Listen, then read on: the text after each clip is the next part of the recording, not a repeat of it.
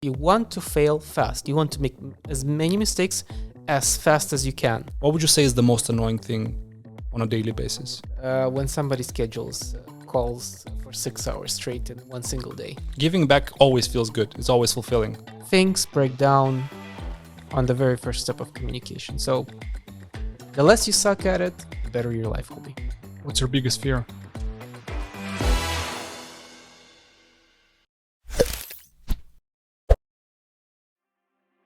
Hello and welcome, everyone. Welcome to the Unstaged show, the late hours edition. This is our first episode with a very special guest. So I will not spoil the show. I will let our special guest introduce himself. So if you can tell us or the audience what is your name and what do you do for a living, and yeah, if you can introduce yourself. Hello, and my name is Roman Gluck. It's a pleasure to see you again. Yes. So what I do, well, the official title is Senior Product Manager at Globant. And I build products and solve problems. That's kind of the main thing I do. Somehow this is a job. Solving problems is a job. Besides that, I'm also a startup consultant. That's something like I do as a sometimes occasionally thing. I operate both in Moldova and in Europe. And my favorite thing to do is actually public speaking training. So I train people how to be on stage, but I don't work with everybody. I mainly work with people from the IT industry. So I practice public speaking with people that are going to be on a conference, IT conference specifically, and people that want to present or pitch their startup idea. Because you have only 3 minutes. In the past, it was like 5, 7. You were supposed to sell me the idea in 10 seconds. Yeah. Well, you asked me to literally No, present. that's fine. I was joking. I was joking. Yeah, I can take a jab. Yeah, I guess part of the question was also, which I forgot to mention, is how do you also got into tech? Because many people have like different stories, and like mine is also super weird. So how did you get into tech? The moment I laid my hands on a game controller, specifically a Dendy, it's a pirated version of NES, for those who don't know. And I started just fixing that damn console every time it broke. The classical game scenario. Yeah. Then at like 7 or 8 years old, my dad took me to an office space and there were PCs, and I played the first Need for Speed, Delta Force, a variety. And Remember the times when there used to be like shopping centers and they would have PlayStations? Yeah, we had. And you'd pay like a small amount and you'd play like, I don't know, 20 minutes or so. Yeah, we had that actually near our house. It was called Flash. And those joysticks were fucking destroyed. Like everyone was crushing them. Yeah. They would eventually die. They would replace them. So yeah, mainly for gaming. When I was in 6th grade, I got my first PC, and from then on, it's just history. Yeah, I can't say it's the same for me, but the classical game scenario. Since, as you can see, there's plenty of bottles on the table.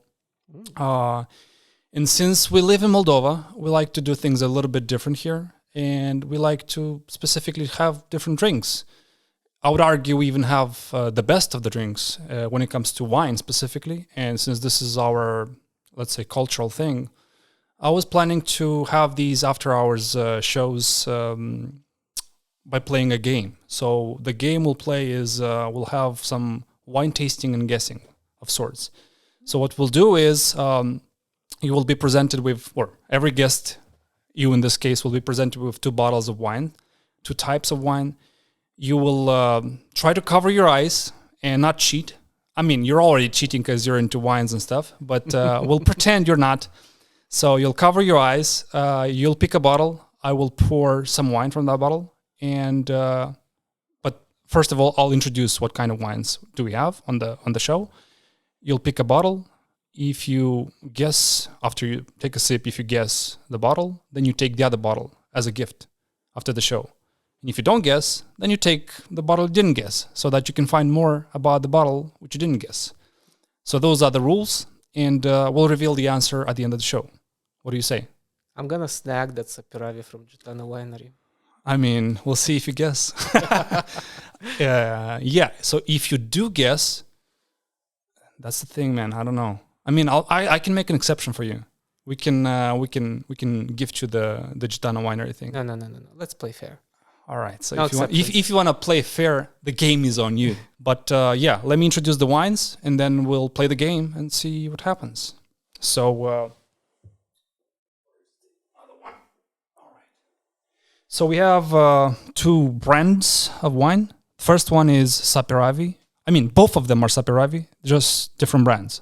So the first brand is from Purcari, really popular brand in Moldova and worldwide. And the second one is from Gitana Winery. So obviously, they might taste the same to the average guy, to the guy who's not cheating like you are, who's not in the wine culture. So we'll see if you still are on par with the game. So I already opened up 2 other bottles, and yeah, let's play the game. Let's play.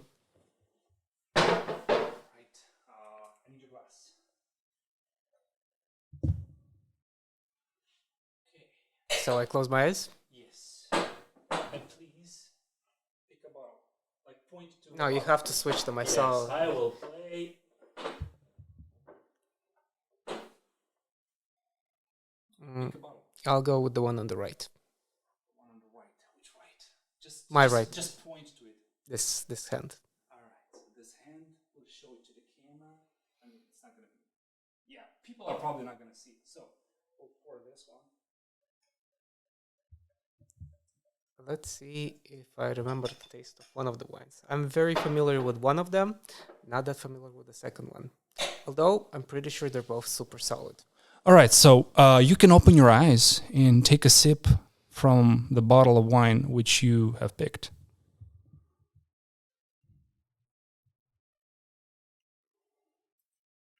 If you don't mind, I don't mind. I mean, it's part of the ceremony and whatnot. Mm-hmm.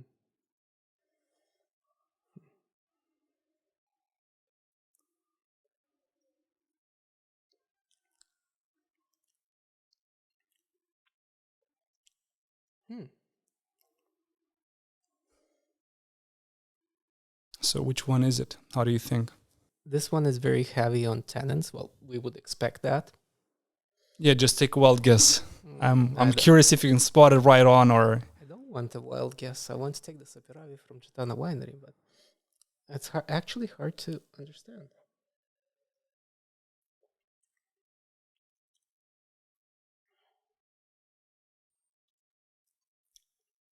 I will take my guess.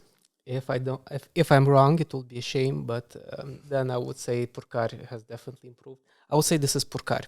All right.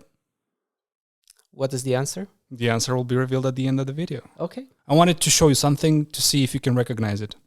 Oh, do tell. All right, so have a look at this. Oh, this is sweet. So do you recognize that? Of course I do. You had a wonderful speech, and you showed on stage how to operate a drone with a PlayStation remote. You do remember that, but I do. I did check the videos today from like the channel, and I couldn't see myself in the entire video. And yeah, it's what I wanted to actually say by showing you this award is not to brag about it, because it's just an award. It's just a piece of paper and some wood. It's to actually say that this is how I met you.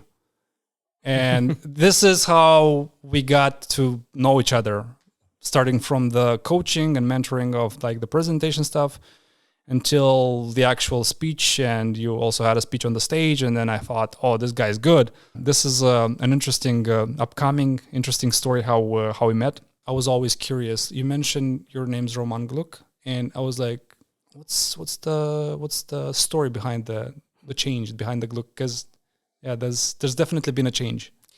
Yeah. Well, we come back to gaming. Yeah. Surprise, surprise. It makes a lot of sense if you like translate it to like jargons in our language in Russian. Yeah.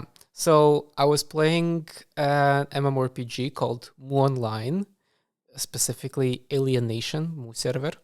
It's for those who don't know, it's like a game like Diablo, but just online with different effects, different quests, but kind of same logic. And I got many characters there. And the one that actually stuck was Gluck. And it really caught on because always I was creating solutions for problems. That's a good username. Yeah. So like it kind of stuck to me, and people were it was fun for people to call me Gluck. And I used the Russian meaning of the name originally. I mean, it's not far from English. It's like a glitch or... Yeah, well, you kind of can go glitch, but in Russian it means bug or lug. So that kind of stuck. And then I discovered the beauty of this name when I discovered that in German it means happiness and luck, which is even more beautiful. So I'm a happy glitch, in essence. You're a glitch in the matrix. So yeah, and it's a nice conversation starter. You just approach a person like, hey, my name is Roman Gluck, and most people are like, huh? Tell me more. Tell me more about it. Like, it's a good name to have. My name is Roman Gluck. Yeah, if you have like a weird H, it's gonna match. So you mentioned product management in the beginning. Yep. Have you done project management before? Yeah, that too. I started from project management. Yeah, that's what I wanted to ask is like, how did you move from project management to product management, and what specifically made you make the switch? My first job as a project manager was actually in a lovely hotel called Kodru. Yeah. Right now... I've seen that actually on LinkedIn. Yeah, right now there is no Kodru, obviously. There's a different building in that place. We have Maib, their main bank near Radia Klasicilor. But in the past, you had one of the oldest hotels in Chisinau called Hotel Kodru. And I was a project manager back then, so after I finished university. Well, I was managing basically the infrastructure. I was half system admin, half project manager, because I was responsible for curating from a technical point the events at the hotel, talking with the clients, organizing the tech logistics, because we had translation booths, we had a lot of equipment that I had to properly arrange for the people so they had a nice experience at the conference. So is it more of a sysadmin thing or a... It did still require a lot of conversation and so you were managing people, correct? No, I was the only person on staff. Sort of a startup project manager thingy. Yeah, but I did manage the vendors. Okay. Because we had amazing equipment, but it still required a lot of setup because it was very custom, very specific, and very hard to actually properly adjust. So it worked flawlessly. Yeah. That was kind of my main thing. So I did have to work a lot with vendors. I was also collaborating with ISPs also because we had to change and update our infrastructure system in the hotel. We had to also manage some equipment changes. It was a project management, but also half sysadmin, half project management. And that's kind of how it started all. So it wasn't like the classical IT project manager type of thing? No, it was way more fun. Yeah, so given you are doing product management now, could you maybe like tell the audience the difference, like the difference between a project manager and a product manager? Because like if you take devs and if you take like most technical people, it's like they hear the word manager and it's like, oh, fuck that, it's all in the same bucket. They're managers, fuck them, So like, can you explain the difference between like a project manager and a product manager? Because I know product manager tend to take a little less hate than project managers because they're usually the ones who are like micromanaging and stuff. Yeah. Well, like the key difference, if we make it super simple, a project manager is a person that basically follows two rules: budget and time. Yeah.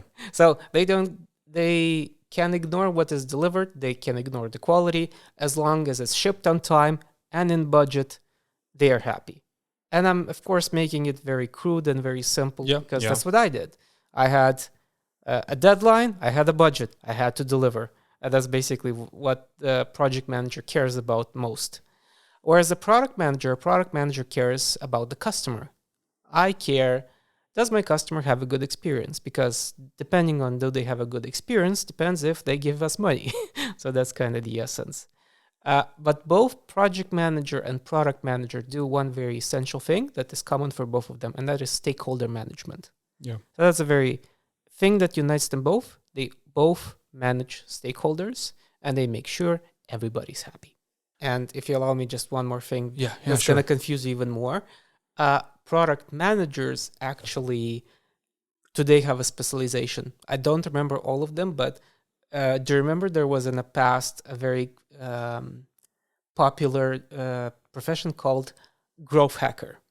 No, I don't. There was a growth hacker. It was a very popular thing. It was a person that was responsible for retaining the customers. I might be wrong here, but please check me if I'm wrong. But the important thing where I'm going with this, today I saw, a week ago I saw a nice schematic branching out all the different type of product managers. And one of them is... I wasn't aware there's like branches of this stuff. There's a growth product manager. So that's a person usually specialized in metrics. So they work with dashboards, like Content Square, and they like always work with data and they see what they can improve. And then I'm actually consider myself a B2B product manager. Like I work very well in enterprises as a product manager. Okay. Because I'm good at people relationships. I'm good at stakeholder management. I'm good with interacting with different departments. But then there are B2C product managers. For example, like in Planable, you have a product manager that is specifically working directly with a B2C product. Or B2B as well, but they have a lot of customers, so they have to work primarily with metrics. Since we're talking about project management, I was wondering, because the way that I see it, like from the developer's perspective, since I am one, is I don't really care that much about the different phases of the product/project management. However, there are phases. So can you like maybe try and describe like what are the phases of a product since the inception? When you have nothing, you have a bunch of developers, QAs, designers and whatnot, and then you have the final product, you're starting to make money, you have customers, more happy customers, less happy customers, more paying, less paying customers, and all these crazy scenarios. Well, conventionally, if we talk about the life cycle of a product, you have usually 4 phases. Early adopters, then you have hypergrowth, you have then plateau, and then the death valley. Yeah. That's the canonical way product managers look at products. Early adopters are basically your early stage startups that they're finding their first loyal customers that really understand the product, the problem is trying to solve. Hypergrowth is when the startup or company found their niche. They're starting to gain a lot of customers. That's where they invest a lot in marketing. Plateauing is when the product reached its maturity and they kind of have their loyal base of customers. And then when a product eventually becomes obsolete, you have the death valley. And that's where a product manager has to gracefully let the product die and understand when to pull the plug. Yeah, this is an interesting way of putting it, because typically when I guess what a lot of people, when they look at project/product managers and you put it in the context of a, let's say, successful product, you always think of it as it will never die, as if it started out somehow and then you're making some money and then you keep making money. And eventually you fuck up, you make some mistakes and then you correct and you come back up. Yeah, that's what everybody wants, but it's not what happens always. Just to give a simpler example, video games is a very prime example of this. Yeah, that's super crazy. That's very risky, actually. Yeah, like video games, they always follow this: early adopters, hypergrowth, plateau, and then death. My point is that, especially in enterprise, you have to replace eventually tools.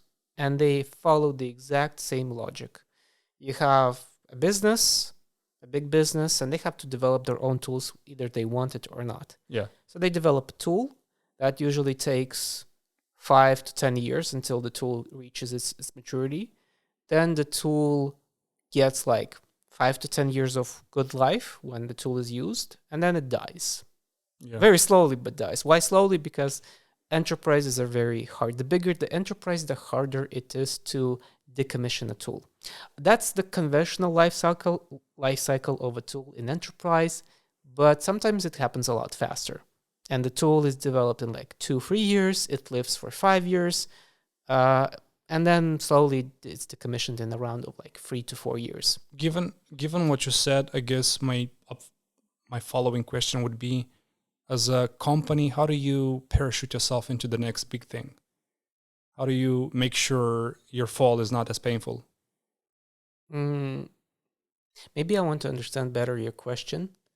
I guess this is not really like a question for product managers, but I'm just curious if you've been part of this process before. This is more relates to startup stuff, so I will jump into that part. So what you're describing is usually something that happens super rare, specifically what you describe. Not the product declines, the business declines. Yeah. Normally, what happens in the startup world, you grow a startup, you find your niche, you do your first sales. This is where the majority dies because they didn't find their niche, they didn't find their customer, so they just close the project, they eat the loss, whatever it is. As somebody used to say, is like the good part about like really good marketing is you can make your project fail really quickly. Yeah, fail fast. That's a wonderful mentality for the startup world. You want to fail fast. You want to make as many mistakes as fast as you can. And at some point your money runs out and then you have to close the company. But that's a different story.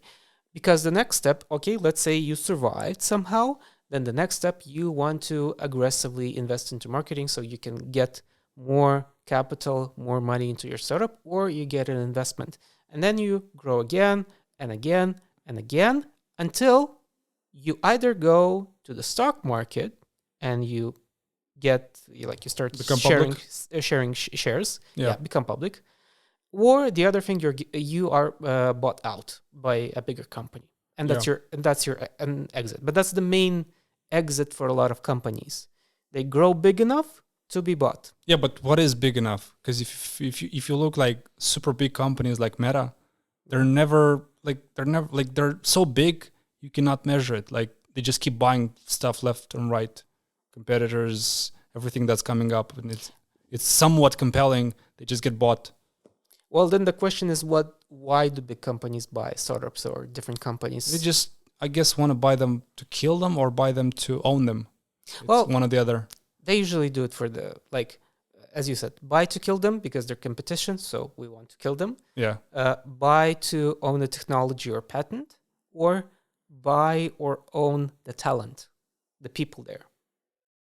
And the last one is actually a little bit hard because they have to go through different vesting contracts. Yeah, typically what I've seen happen, I've actually been part of such a process of an acquisition.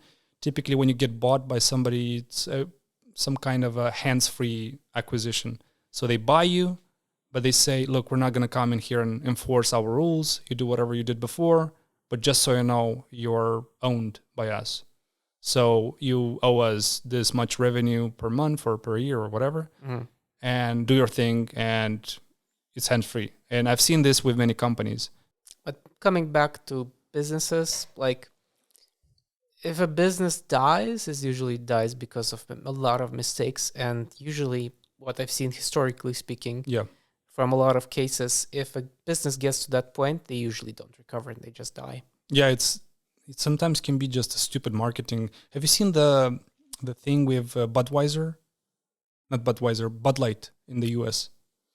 How the whole thing just tanked because of one stupid marketing mistake. Oh yeah, that was bad. That was hilarious, like 50% down or something, some shit like that. Yeah. I have a different thing in mind. There was this, in my opinion, super dumb gadget that was like your AI helper that was like a hardware thing. You would put it as a pin on your shirt. They got like, I might mistake, I'm putting these numbers out of my ass, $300 million investment just to have this AI pin assistant on your shirt, and then now they're dead. I mean, if you raise money quickly and you know when to exit, let's say you're the owner, you cash out a lot of fucking money, then you don't really care if the product dies. So what? Then, 20 developers or whatever, however many people you had, they lost their job. So what? At least you cashed out with a lot of money. Yeah, when it comes to like a Ponzi scheme. I mean, a lot of companies operate that way. Businesses sometimes, at least in my opinion, like businesses just try to diversify. But the problem is you can diversify only so much without alienating your audience. Um, we right now are in this wonderful stage of the global state of kind of mindset. We don't have a universal mindset for everybody. Yeah. We transformed like countries, cities, even like communities into microcosms, and every community has their own thing. Like in the past, everybody cared if the new Star Wars movie came out. Today, very few people care about how the new Star Wars movie, a significant amount, but not everybody. Like back then, it was like a phenomenon. The new Harry Potter came out. Wow, everybody's wow. Now it's less of that. You have more people that have their own interests and they really don't care that much I what's don't know. happening. To me, it's, I guess, tied to how, like, to what extent you keep your product boring and the same. Like, a lot of people have some sort of attachment to the product. Like, there are products which are not supposed to change that fast. They're not supposed to have that many iteration of a new thing and a new brand new. So just give me the damn thing. I just wanna drink a beer. I don't care what's the label on it. I don't care how many new designs you have there. I guess if you like have some promos and whatnot, and I can get more free beer, then that's good. But I don't really care that much about the product in the sense of like if you change the flavor, then the product is fucked up. Let's imagine you're a brand like a beer brand, and you keep changing the flavor of the beer every, I don't know, half a year. That's fucking annoying as a customer. It is. By the Yeah. way, since you mentioned that about flavor, we have on table one amazing brand that actually keeps their thing. They never change their taste. And that's Purkar. Yeah. One of the things I like about Purkar is the fact that they keep the same taste for all of their wines year over year. That's actually super hard.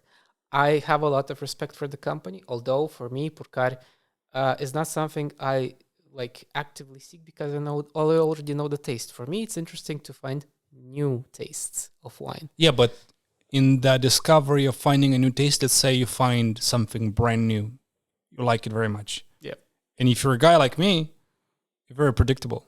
Meaning, if I find some shit I like, whether it's food or drinks, I'm gonna keep on snacking and milking that shit until I get like sick of it. If I like a new beer brand, I'm just gonna buy that until eventually get sick of it.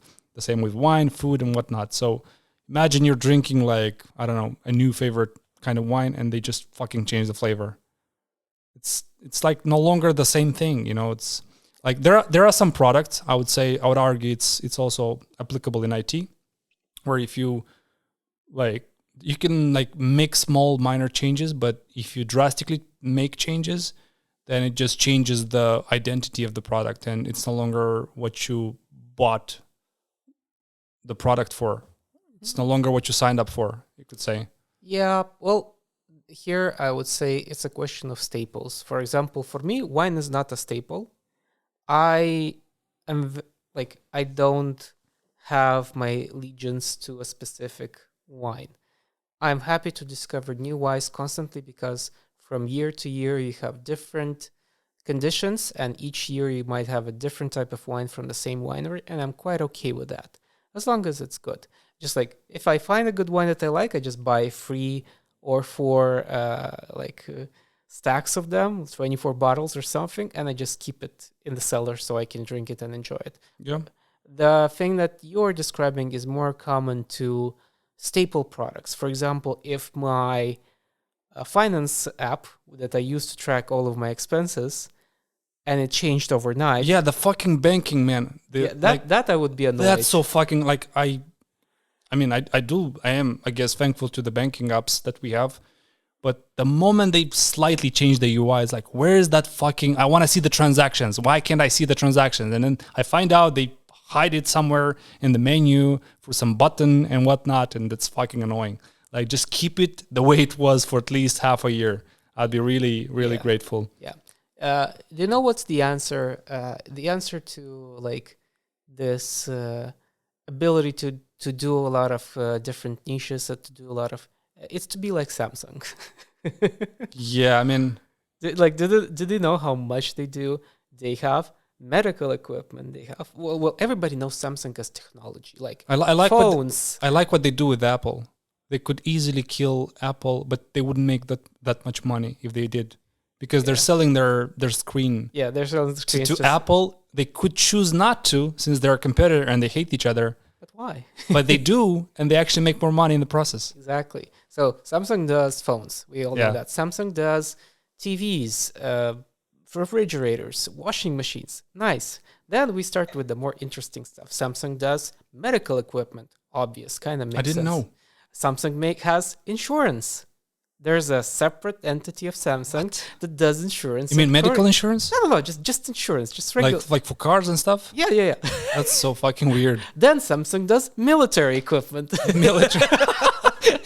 Like they make batteries or like... No, I think they have tanks. No, artillery tanks more specifically. I might be wrong here, but I do remember specifically that they have military equipment is something. I mean, I know about TVs, refrigerators, and shit like that, but yeah, I mean, no, they do military. It has to do. It actually, I think it has to do with like the board of the members of the board. What members of the board? It's owned by a family. No, but what I'm trying to say is over periods of time, companies like initially they used to be owned by a majority of the same group, and then they sold out into multiple pieces, and they used to be owned by a lot of people who are obviously interested in making profits.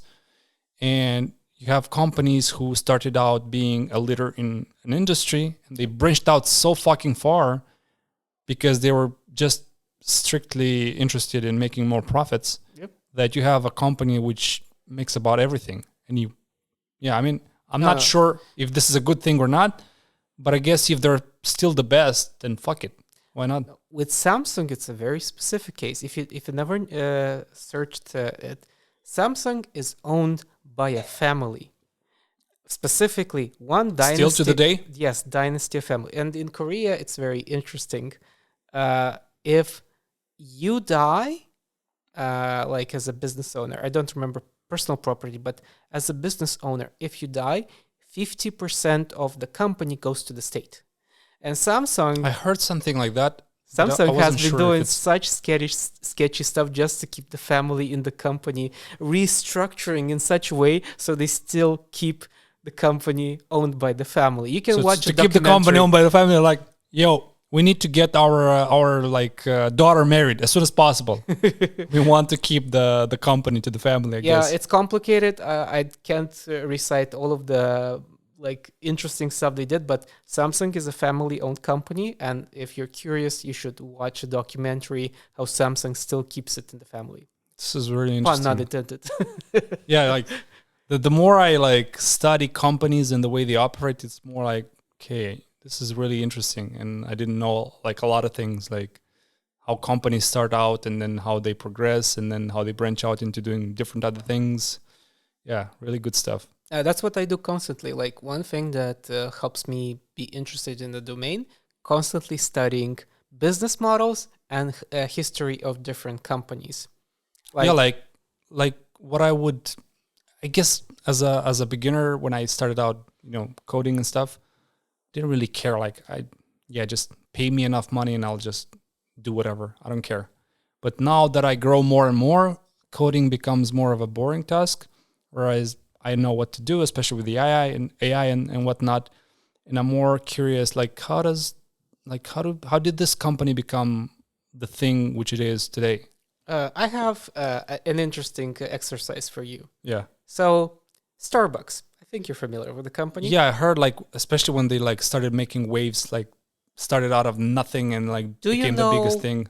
What is their main asset? I guess you want to ask me the same question with McDonald's. What is McDonald's primarily selling? It's a trick question. I don't know, but if it's some shit with McDonald's, then I guess they're not selling coffee. Yeah, they are selling coffee. That's their main thing still. But the interesting part is that Starbucks basically transitioned into being a bank. A bank? Yeah, do you know how? They have the mobile loyalty app, and they incentivize you to put money on your app, basically buy credit on the app in advance. So you buy coffee with credits or like coins and shit. Yeah, and you get some bonuses or stuff from it. Yeah. But in actuality, because you give Starbucks money in advance, I think they have more than $1 billion, more than several and billion. then they can loan this shit, and then it goes on and on. And they can use that money as an asset. I mean, it makes sense. You could I guess monetize it that way. But for me, the more interesting model was with McDonald's. Yeah, no. When I like read the Rich Dad Poor Dad book, the guy was like asking the question like, what is McDonald's in which business is McDonald's and was it? And everyone was like, you joking? Like burgers, of course. Of course not. And the guy was like, of course not. It's not burgers. It's real estate. Yeah. And I even found out that in Chisinau, like McDonald's already owns a lot of real estate. They bought a lot of terrains, and they're just waiting for the perfect moment when they're gonna open a new branch, or not even them. I would say they wait for the perfect moment when some dumbass who's dumb enough or courageous enough to take the risk to open a franchise with them, who's gonna take all the risks, who's gonna pay their the rent over there, royalties and everything else. Royalties and all the good shit, and they just don't do anything. They just own a piece of, like they just own a bunch of terrains, which is nuts. So that's the cool thing about studying different business cases and histories of companies. You actually understand how creative and how amazing somebody can use an asset. Yeah. Speaking about the field that you're in, what would you say, because everyone has this exact same struggle, what would you say is the most annoying thing on a daily basis? In my specific profession? Yeah, as a product manager. When somebody schedules calls for 6 hours straight in one single day. So you're not the only one. We're not the only ones. I mean, developers who hate people who schedule calls. No, hear me out. I accept that being in meetings is one of my main activities, but as long as they're productive. Your life is in 30 minutes increments? Sometimes an hour, sometimes 30 minutes, but I get the point. Does it catch you on a toilet? No, never. I'm like, all right, let me open up, and then you sound like you're having a call from a tank or whatever. No, the worst was the worst case scenario. I'm calling from a taxi. Yeah, that's fine. No, like meetings, they're necessary, but at the same time, sometimes they're useless. So from what I've seen, at least in enterprise, there's a silent common agreement. Yeah. Even if you're physically in the same room, you could be doing your own thing on the laptop, like working on completely something else. And the common courtesy is to call out the name of the person when you're giving a question or you need their input on something. Yeah, that's how I operate. Like there's a bunch, especially when there's like more than 5 people. Yeah. I am just not present. Unless I hear my name and slightly hear some terms which concern me or something I did or have to do. Otherwise, I just don't care. I'm just coding and okay, here I go. Then I need to explain something, or I'll just say, can you repeat the question? I believe everyone does that. Yeah, in essence, meetings have transformed into this phenomena called the cocktail effect. Explain that. Cocktail effect is when you're at a party in a room, crowded, everybody's talking, and then suddenly you hear your name and you're immediately like, somebody called me. Oh, yeah, that's the cocktail effect. So basically you have the same effect in meetings today. You do your own thing, and then you hear either a term that concerns you or a name, and like somebody called me? Oh, can you repeat the question, please? Yeah, that's the cocktail effect, but in business meetings. So would you say that, I mean, the people that like to just fucking schedule meetings left and right deserve a special place in hell? Yeah, they do. But nice part, I see less and less of that. I really like my meetings short and preferably with 1, maximum 2 people. So when there's a problem, I just call one person. Yeah, that's what I keep saying. Like let's try first of all to avoid them. If you can do one-on-ones, that's more productive. Mm-hmm. If you can do texting, of course, without broken communication and broken phone communication, that's fucking cool. But ideally, you don't want to have more than 10 people there, unless it's a fucking decision-making process or whatever. But what I do see a lot happening is everyone gets invited. Yeah. Whether or not it concerns them, it's not even an optional invite or something. It's just, hey, everyone, you're invited. Yeah. And then that's you don't even that. know if it's important or not, if you're optional or required to be there. It's just annoying. And if you add up, like when it comes to me, since I prefer to keep it short and only to the point, I don't have that many. But I know guys, my colleagues, their entire fucking day is like 3 to 4 hours, sometimes 3 to 4 hours a day of meetings only. And if you add in context switching, you need to take a shit, you need to go have some lunch, then what are you doing? Yeah. Where does the productivity go? For the managers that are listening me, the philosophy I have for meetings with developers is I usually schedule meetings right in the morning together with the daily, so there's like one after the other, Yeah. so that I can get what I need from the developers on that point and just not touch them for the rest of the day. So or before lunch. Yeah. But after lunch, I usually I don't set up meetings unless it's extremely necessary. But after lunch is usually you don't want to touch the developers. If you want something before the daily, after the daily, or right before lunch. What's your opinion about those managers?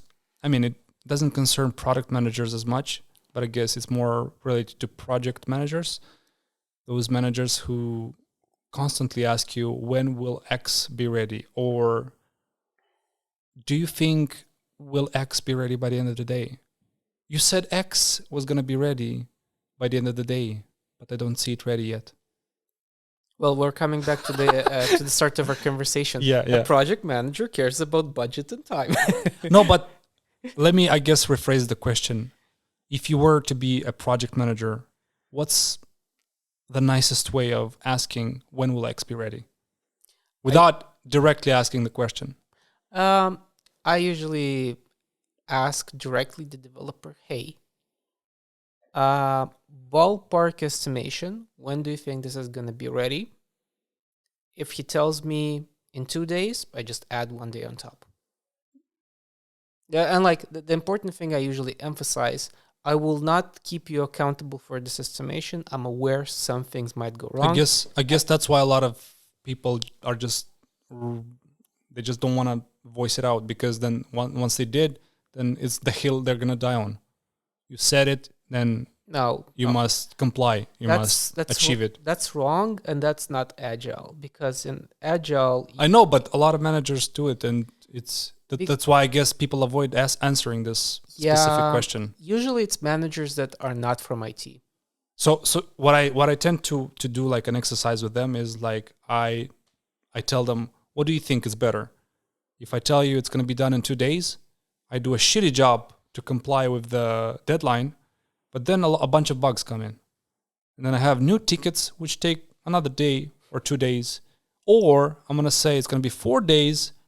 You're going to make a weird look and you're going to swallow it. And I'm going to do it in 4 days. No bugs. It's going to be clean. And then they don't know what to answer, because it's technically the same shit. It's the same output, the same result. In the first case, I'm doing it more agile, whereas I take a shit and then I polish the shit and then I make the shit, turn the shit into a candy. Whereas in the second scenario, I try my best to take the shit and turn it into a candy immediately, which isn't always the case, of course. But what I'm trying to say is, yeah, developers try to avoid this question as much as they can, because once they give an explicit answer, this is taken for face value. This is exactly how much time is it going to take for you to do this. It takes exactly how much time. And this is the annoying part, I guess. Managers that don't come from IT, they usually are just used to the how much time do you need to, I don't know, pour some cement into this area of space, and there's an exact amount of time. Yeah. But with IT, you never know where the bug the complexity thing is like, holy shit. So I guess when it comes to estimating things, and yeah, I'm not exactly sure to what extent a product manager is involved in estimating things, but I guess my next question would be is, what the fuck is a story point? Whatever you agree upon with the team. Because I've seen so many goddamn versions of it. Some people say it's 1 day. Other people say it's half a day. Other people say it can be 1 or 2 hours. Others say depends on your velocity multiplied by some shit factor. And then, yeah. And then you have so many fucking weird like conceptions of what the story point is. And you come back to the drawing board and you're like, isn't man days better? Isn't it just easier to say it's going to take this many days? Let's add a buffer on top of it. Let's say a soft buffer, a hard buffer, and we might do this fast, or we might do it a bit slower due to, I don't know, surprises and bumps in the road.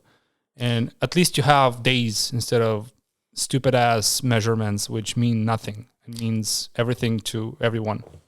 I'll take my story points. I don't like man days. I'll explain. So conventionally, a story point reflected complexity. Conventionally, it means it's this complex. Today, in most of the teams, a story point means amount of work and complexity. Yeah. And based on that, you kind of derive what the story point means to you. The key thing about the story point, you have to understand what it means for your team. And so when you start using story points, when you form a new team, you don't exactly know what is the hell a story point and how much is it reflected in time. What I do know is that a story point for me personally is a good reflection. Do we understand good enough what we're building? And did I do a good enough job to split the functionality into small enough user stories? Because if I hear from a team a 13 or 21 story point, something's terribly wrong.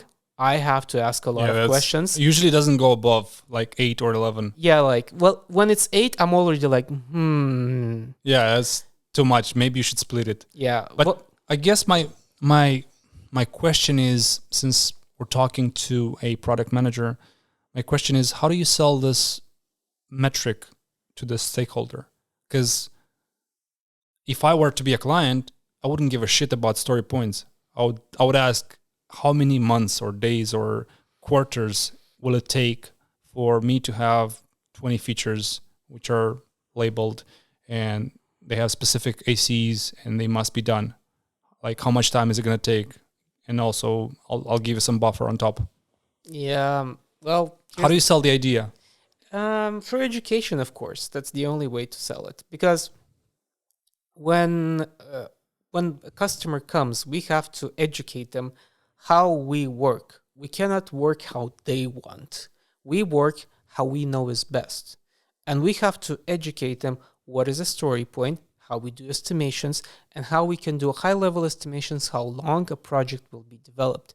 And you obviously add redundancy, yeah, but 10 to 15%. Don't you think this is like a little scam which IT companies invented, where they promise the moon to the client and they tell the client, look, this is going to be done roughly in this many story points. And the client, oh, cool, this is 90 days, perfect. And then you're like, not really 90 days. It can go from this range to that range. And then the client is, okay, it's going to go from this range to that range. And then the time passes and it actually takes longer. And then you start bringing in the complexity term into the equation.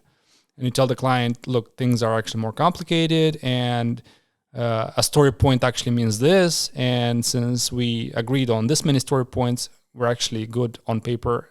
But yeah, in reality, it's actually like, if I were to be a client, what I'm trying to say, if I were to be a client, I'd think I'm being scammed. Okay. If I didn't fully understand the concept. And a lot of clients don't understand the concept because, like, that's why they come to the IT company in the first place. They are not technical. They're, let's say, I don't know, there's some, I don't know, real estate developer and they need some product for their real estate new thing. Or let's say they're Starbucks. They need a brand new, super fancy product. They come to you, you give them story points. They're like, what the fuck? I need a product super quickly. Like how much of that, like translate that gibberish to me into days, because that's what I'm operating in. Well, that's where you have a good business team explaining and educating the client. Yeah. So, of course, you kind of try to them the estimation in days, and that makes sense. You try to simplify so the customer understands. But that's where you differentiate between a smart customer and a customer that doesn't understand your domain. Because ideally, you want a customer that understands how you work. Because here's like we talk about predictability. Yeah. If we go and ask a farmer, hey, how many crops will you yield this year? And the farmer will always tell you, it depends. Same as an IT person, because he can predict, for example, buy a new irrigation system and understand how much will be there. But then you have hailstorm when blocks of ice just fall on your crops and they just destroy them, and then all of your crops just die. Or you have just an insect infestation also killing all of your crops or half of your crops. So IT is not that different from farming in this example, to be honest. There's this element of it doesn't depend on me, you know? Yeah. Like there has to be a way of saying, okay, there's this road. I know there's, I don't know, some bumps. I don't know how many. At some point I'll hit one of them or a few of them, but I need to be prepared for that. I need to have some kind of amortization for that in my way. But at the same time, one of those bumps can be so detrimental that it fucks up your entire plan. So you never know. Yeah. And then you're an IT company, you're developing something and you agree with the client on specifications. Then the client comes, hey, forgot to mention, we also have this one other specific country where we want to launch that product. And they're like, which country? And they mention, oh, we were developing this for Europe and you want to develop it for a specific state in the United States. Do you know we have to process information for your product in a very different way for just that state? Yeah, that's fucking annoying. Like or all the regulations. Or you have something that is hitting this year a lot of European companies, which is the European Accessibility Act that demands you, if you provide a service, a B2C service, it has to follow specific regulations in terms of how you build the website, in terms of accessibility, so people with disabilities can use it. Just adding a new extra window. Why is it so hard? Well, it's hard because it involves pulling a bunch of strings, which fucks up the entire foundation of what you built until this point, especially if you didn't like do it in the right way because you didn't care, you wanted to do it fast. I see it happening a lot with like strictly development. In the development process, you make a bunch of not so good decisions along the way. Trade-offs, also known as, because you want to move fast and whatnot. But then as your customer base grows, as your product grows, you start hitting bumps and roadblocks because of that. And then obviously the client doesn't give a shit and they just want new features and they think they are supposed to be developed at the same rate, which were like developed in the beginning. And the truth is, the more of those you add, the more strings you have to pull back from what you've done in the beginning, because obviously you want to reuse stuff and whatnot. And in the process of doing so, you end up finding out that it's really hard to add a new fucking window because everything is so tightly coupled. Yeah, that's why it's hard to say exactly how much your time going to build, because let's take it to just a country level. I think Bulgaria right now is changing their currency to euros. Yeah. So subsequently, all of the accounting companies, all of the accounting software, a lot of e-commerce stuff suddenly has to change everything to euros and prepare that's for such that a nightmare. change. So like sometimes imagine the people who saved like all their money, and it's such a that's why I, by the way, never, like, as long as it's not a currency that's like super popular, I'm not holding a lot of cash in that currency. It's just really bad investment, I'd say. Yeah. This is not financial advice, but yeah. True. So that's why, when coming back to your question, you want to either work with an educated client or has somebody on their team that understands tech. How often? Or you educate them. How often it is the case that your clients are educated? Let's say it's a big fucking paying client. Oh, they have an IT person that is capable to understand. Yeah, typically they have somebody who's like being delegated. It's not the client themselves. I don't expect the client, the CEO or the founder to be tech savvy, although it's very nice when they are. But they have somebody on their team that is representing the interests of the client, and you can talk like people that understand each other and explain the complexities of whatever. Let's And they go can down the communicate. rabbit hole on that more. I would say, have you ever, in your experience, had like clients that are nor educated nor neither educated nor nice? Like, say they're not educated, they don't know the matter, they're paying you a decent amount of money, but they're also dickheads. Yeah. How do you deal with those tough clients? You have to win them over. You have to win them over and explain to them that you're the expert. Because like you're not in the position where you can just say, you know, fuck it, I don't want to work for it. No, you can't, Yeah. and you shouldn't. Of course, it depends. If you own the company, you can refuse. But if you're an employee of a company and you took the company, Yeah, took the that's client, my point. you can't. That's my. I mean, even if you're the owner, it's not good business for you, because let's say you do refuse them, and your name is on the line as well, because they might spread it out. Let's say it's a big name, and if you do them a good service, you might get new potential bigger clients from the same industry or different other industry. Whereas if you did them wrong, even though they were the dickheads, then you might potentially suffer along the line. Yeah. So sometimes you just need to let them just vent all the shit onto you, as which I find really hard. I guess that's why I'm still yet not an entrepreneur, because I still, I guess, have that dignity. Whereas, where if shit on the fan comes towards my direction, I'm just gonna grab more shit and throw it towards the other direction, which is not always ideal. But I guess as a company owner, you should take some of that shit and just, okay, I'll let you vent it, and we'll find a solution for you which works, I guess. No, let's make one fit straight. It has to be professional no matter what.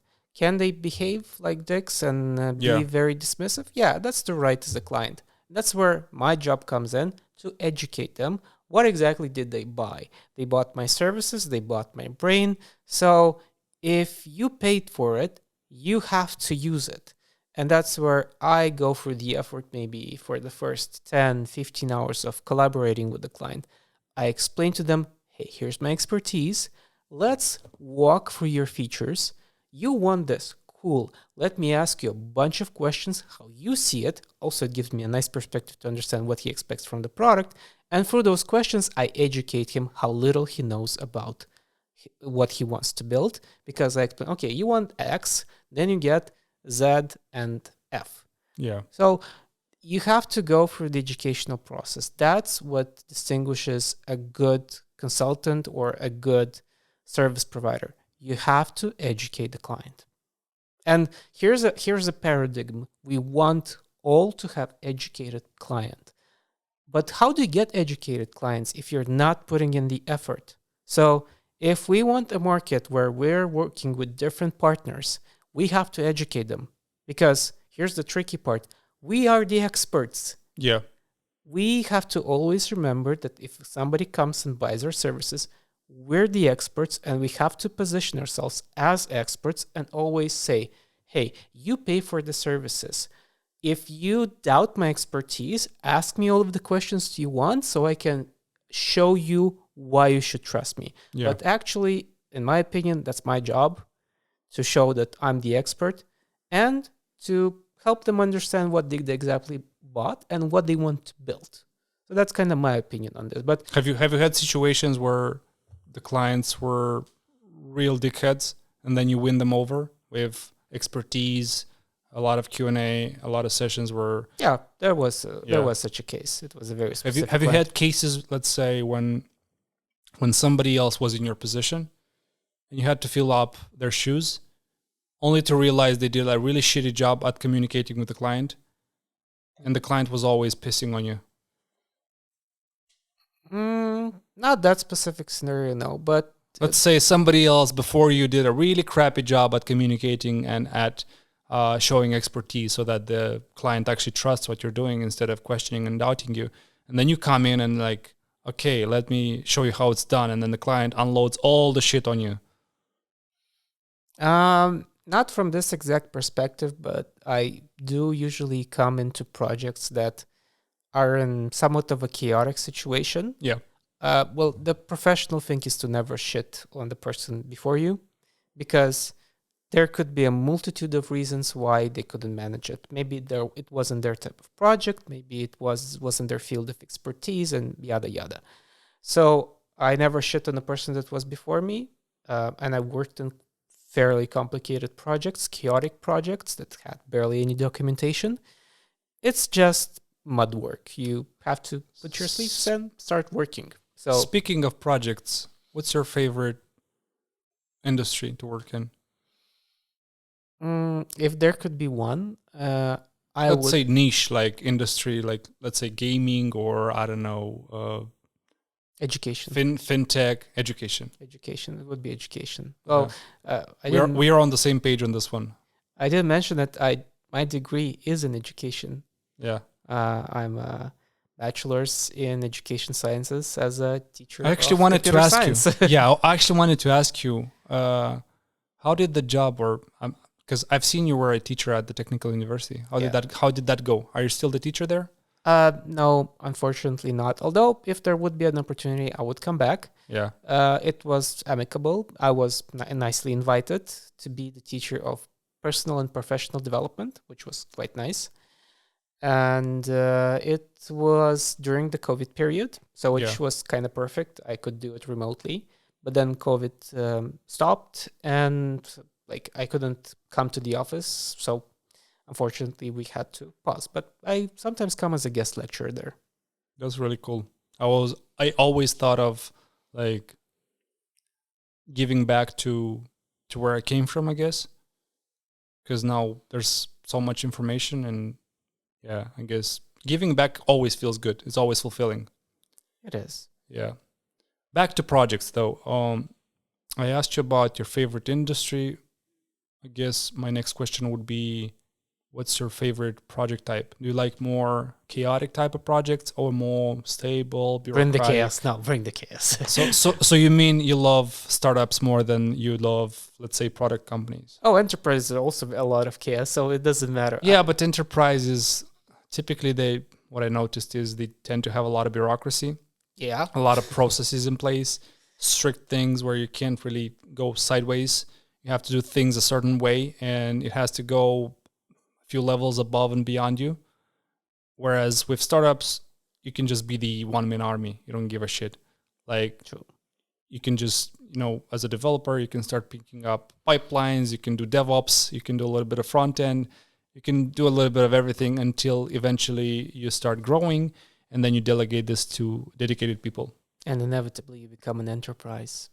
Yeah, that's the funny part, man, because I remember I was part of like a gaming startup.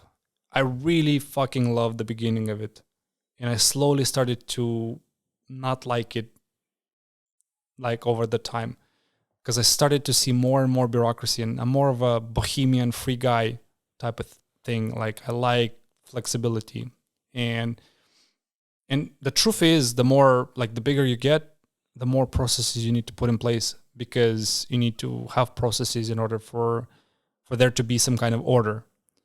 And the more processes you have, the more bureaucracy you have, and then it feels like you're doing a job. And I guess part of our creativity and what we're doing is to make it feel like it's not a job. And yeah, once it becomes feeling like it's a job, then it's not as pleasant. Now, what's the question then? Yeah, what I was trying to say is, the question was, what do you like? And you said chaos. Yeah. And I was trying to say how it started from, like, I was part of a startup. It started really chaotic, really flexible, and then it became really boring, really focused on one specific niche, which is cool. But yeah, that's why my advice to like new developers is, if you can get your hands dirty with a startup, just do it. You'll learn so much more than if you're part of, like, I don't know, Amazon or Google. You'll be part of a incredibly big company, but you'll be working on such a tiny, tiny, tiny wheel of the entire product. of multitude of products they have that you won't even notice or impact. Whereas with startups and more chaotic projects, you can see your impact right away. I will disagree with you here. If you're at the beginning of your career, doesn't matter, project manager, QA, developer, don't care. You really want to actually go to a mid-size or big-size company because you need to survive. You need the money. If you're fortunate enough that you don't need the money, fine, sweet, go to a startup. But the problem that is when somebody starts from a small company is they don't have enough structure to afford to be in chaos. That's true. Let me explain. Yeah. When the majority of successful startups are founded by experts that have been in their industry for quite some time. I'm not talking about technological startups like that's pure tech. Yeah. I'm talking about like more business style startups that like have a business model behind them and they do something cool. It's usually experts. They had the experience. Then they form a small team, like a special ops team, and they nail every hit and they do all of the correct things. With technical startups that are founded just by developers, they usually die super fast. They do get the experience, but they don't get the money, which for some of them is actually crucial. Yeah, but what's the period? You're probably referring to some period. Is that 3 years? Is that 1 year, 2 years, 3 years? 2-3 years. That's fine. Yeah. Well, I mean, you should change the company in like 2 years anyway. That's my go-to standard. If you're in a company for more than 2 years, I quite frankly believe there's no more place for you to grow at some point. If you're in a off, like if you let's put it this way: if you're looking to grow professionally, let's, at least from my perspective, from as a developer, you're coming into a company. It's not going to take you that much time to learn everything about the company. Even if you make a few swaps, let's say the company has a few products, you make a few jumps here and there, you get to experience new products, new technology, new stacks, new everything. At some point, you'll catch up with everything. Unless it's fucking Google or Amazon, where they have so many goddamn products and teams where you can just jump around forever. If it's a small, medium-sized company, startup, let alone, then it's going to be real quick for you to just, okay, I know everything, I guess time for me to move on. I need to catch on the next big thing. And it depends how you look at it, I guess, and what you're looking for. There are some people who look for stability. In that case, I would definitely follow your advice. And there are people who are also more chaotic. They like the next big new toy. And as developers, we like new toys. A lot of the times we make stupid decisions because we like new toys. We have to implement a new feature. Whether we need that shit or not, we're going to somehow motivate the decision that we need to implement this using this framework or using that technology. No. It may not even be the fucking case, but we just like playing with new stuff. And because we like playing with new stuff, for some developers especially, it can get boring really quick. So 1 or 2 years, I'd say it's enough. But yeah, I guess it depends what kind of a person you are. I know a lot of people who have like 10 years in the same company. They're happy. And yeah, you do you, man. As long as you're happy, you're motivated, why not? Yeah, as long as you're not sitting on the bench, everything is great. Yeah, I don't like that shit. It's just killing me. It's like I need to be up to something. Give me some, I don't know, some stress, some challenge, even some bullshit. Sometimes that's also helping because it motivates you to start innovating.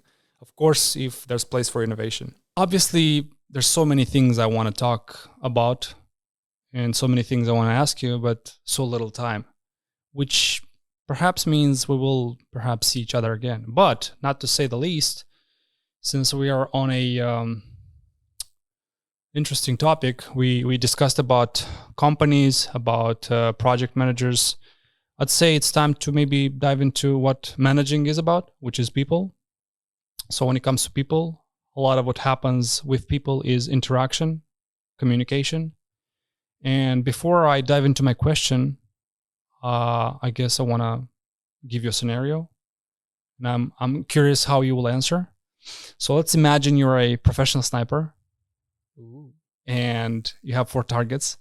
Let's say one of them is a machine gunner, the other one's a rocket guy, another one's a medic, and another one is a chaplain or a priest. What's your target? Who are you killing? So I have to kill all 4 of them. You only have to kill, I mean, you can kill all of them, but that's not the point. The point is which one is first. Interesting.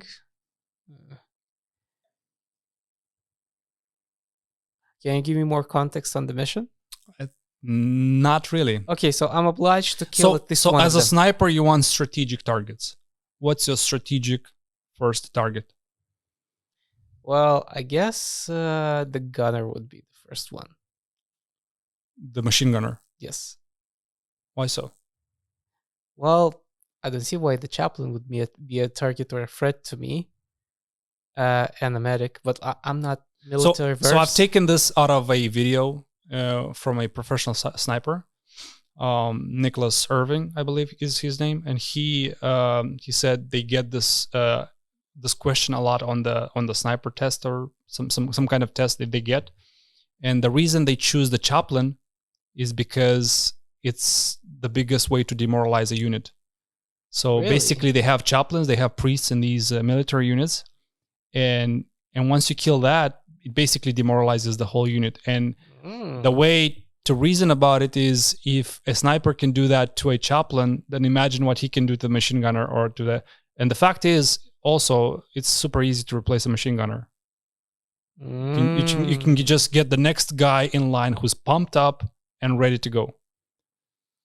So, okay. I say all that to say that when it comes to morale or demoralization, people also suffer from the same thing. So how do you keep morale in the team? If I would start, you treat them like wonderful humans. Like that's kind of like a very canonical thing to say, but you have I do like the answer. I do like the answer. However, let's say the push comes to shove, and let's say deadlines come in. No bullshitting and pressure, no sugarcoating. Let's say pressure starts to burn on your ass first, from top to bottom. Stakeholders, then you, or let's say then the company owner, then you, then developers and whoever is being managed. No bullshit and no sugarcoating. You don't lie to your team. Just like, I can't ask the team to do magic. Like, But are you? I guess my question would be more so: are you reactive to stress? Do you pass down the stress quickly, or you behave more like an umbrella? Why? Okay, I'm gonna take the shit, and I'm gonna try not to make the rest of the team feel the shit. I strongly disagree that a manager should deliver the stress to the team. That's kind of pointless. You're demoralizing your team. You're making them less productive, so they deliver less magic to you. What's the goddamn point? So my answer is no. You never transfer the stress to your team because you're killing their productivity. You as a manager, you have to take it. It's your skill to have a well enough developed emotional intelligence, so you can handle any stress. And like, I would like to think, when I work with stakeholders or anything, if they are belligerent, that's highly unprofessional, and there's no point of me transferring that unprofessionalism to my team. So the answer is kind of no. Yeah, that is I mean, I like that. I always truly had such a tremendous respect for managers, of which I really didn't have a lot, but for those managers that acted as my umbrella, where I can go tell them, hey, look, this is the problem we have. It's not going to happen. We're not going to make magic happen. And then they have to deliver the bad news to the client or to whomever is their manager. And then if shit comes down, then they're going to take part of it, deal with it, and then they're going to communicate to us, hey, look, this is the result, but don't worry too much about it. I'll handle it. I am so thankful and so grateful to such managers. I think they're like diamonds. super rare? Well, to be honest, it's if You might think it's normal, but I am telling you, this is not happening a lot in the industry. that is sad to hear. People act emotionally, and when push comes to shove, quite frankly, a lot of people just act on their emotions, which is to, okay, I'm being pushed, I'm going to push somebody to at least feel on the same level. Well, honestly, like it's my job to manage client expectations and stakeholder expectations. And one thing I've learned is you never overpromise, and you always leave room for something might go wrong. Yeah. So like normally you shouldn't get to that situation. You usually get to the situation of the client being pissed when you overpromise. So I guess so don't overpromise. I guess a follow-up question is, I mean, you might not even overpromise, but I guess a follow-up question to that is, do you prioritize the team's happiness or the client's happiness if you had to choose between the two? And keep in mind, if you choose one over the other, you might be pushed, or you might be put in the situation where you have to make the other one not necessarily as happy. Or like why not have both? That's perfect scenario. But let's say you had to choose one. Let's say you had to make the other part not necessarily miserable, but not as happy as they wanted it to be. I'll keep the developers happy just because of a very simple reason. I like that. If I keep them happy, they're going to continue delivering to me magic. And a follow-up question to that is, I'm sure you hear this a lot, but is the client always right? Nah. No. But he's not right all of the time for different reasons from what we imagine. Because unfortunately, a lot of executors see the client as not right because he's dumb. And they're kind of like, they're doing this eureka moment. My client is dumb. Yeah, he is, because he's not educated and he's not the specialist in your domain. And it's your goddamn job to teach him so he can actually understand what is happening, so he can be smart of what's happening, and he can then be right. Yeah. That makes sense. Yeah, the client is never right in execution, but the client can be right in what he wants. I guess what I meant with the question is more so, typically people tend to use this phrase when the client just comes in and downloads all of his shit onto you, and then the resulting, I guess, phrase comes to like, okay, the client is always right, I'm just going to comply, I'm just going to take all the shit and do as he says, even though I knowingly know that what he says is wrong, and we're going to do it, we're going to screw up, and then he's going to realize we screwed up. Instead of just maybe pushing back a little bit, for which you're going to probably take some shit from the client, but at least he'll understand there are some boundaries, some red lines. That's one. And two, he may actually realize he's wrong. And yeah, that's how I would go. But what happens, because again, a very few people are in the management position. Some people in the management position, they just tend to favor clients a lot of the times. And the rest is collateral damage. If the developers will have to suffer, will have to suffer. At least the client will be happy. They'll tell the client, we'll do it in 2 weeks, even though the developers told them straight to their face, it's going to take at least 2 months. Why do that's pointless. I know, but I'm telling you, it happens a lot. So the fact that you're saying that you're prioritizing developers is such a relief, and it just makes sense. But I guess it depends who you ask. When you're dealing with teams, there's a lot of communication going on. And what I noticed, and I guess I'm a personal, how do I say? I personally suffer from this, not necessarily the best communicator. So I would ask, how important is it for, let's say, any role in an IT company? How important it is to have good communication skills? Yeah. What sets apart a, let's say developers, right? What sets apart a good developer from a great developer? Definitely communicating your ideas and proposals in a way that everybody understands them. Like, it's not enough to be smart. It's also essential to understand how to communicate your smartness to the world. You can be the smartest as developer that knows everything and everything, but if you have the mentality you consider everybody dumb, and you're not willing to communicate your smartness and deliver, hey, here's a wonderful solution, here's why the solution is important, and here are the results and the outcomes we're going to go with this solution. If you can't communicate and literate that, you're not gonna progress good, and you're never gonna be in the lead position. Would you agree that a lot of the times, especially when it comes to developers, I tend to see this quite a lot. A lot of the times things come down to persuading.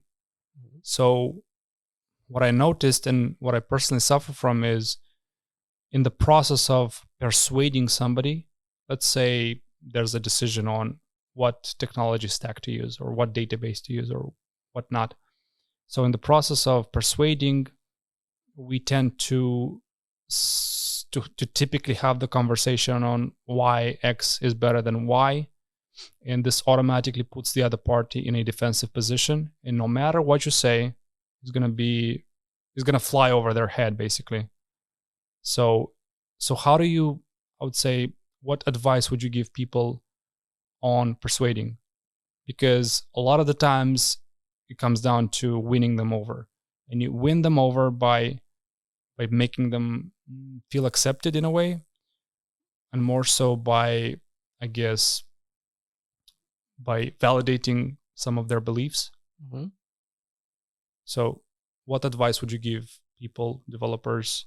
Because a lot of the times these communication issues come down to people not being persuaded, or somebody didn't like the way you said things. But the way you said things typically comes down to putting somebody in a defensive position, and as a result, everything you say doesn't matter. It just flies over the head. Well, first of all, you have a lead for that. You have a dev lead that makes the final decision.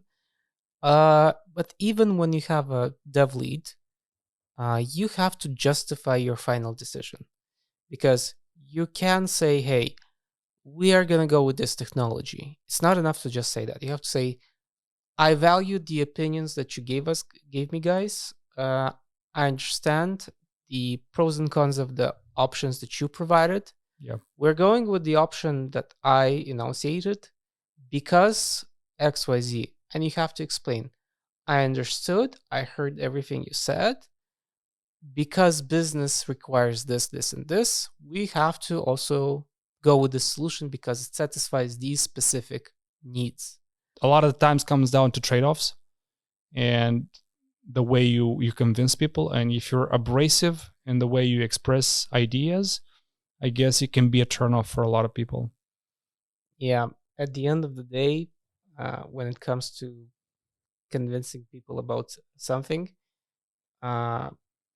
if you don't give all of the information to the team is going to judge you silently behind your back.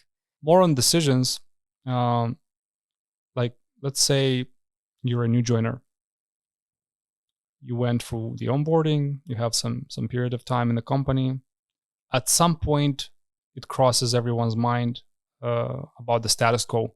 At what point you try to change the status quo? Let's say you don't like something. Do you just ignore it? Do you take a blind eye on it? Or do you want to change it?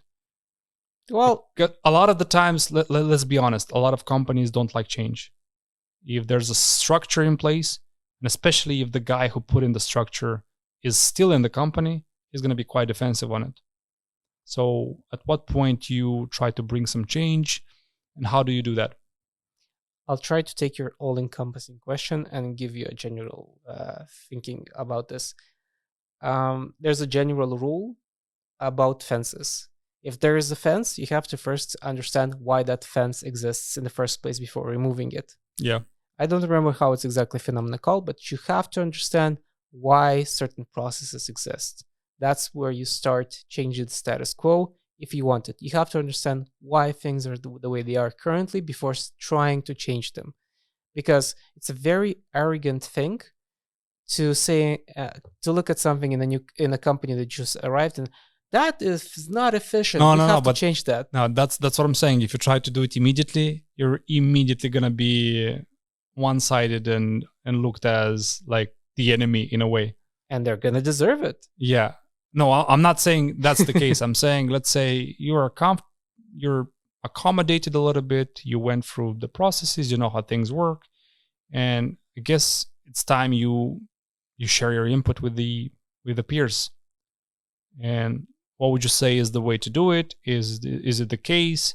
Maybe there's, I don't know, maybe the environment in that company is way too toxic, and you find out later on and it doesn't make sense to change it.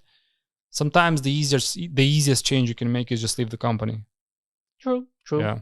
Well, the perfect space is usually the retrospective, the retro, where you can express an improvement, a possibility to make something better.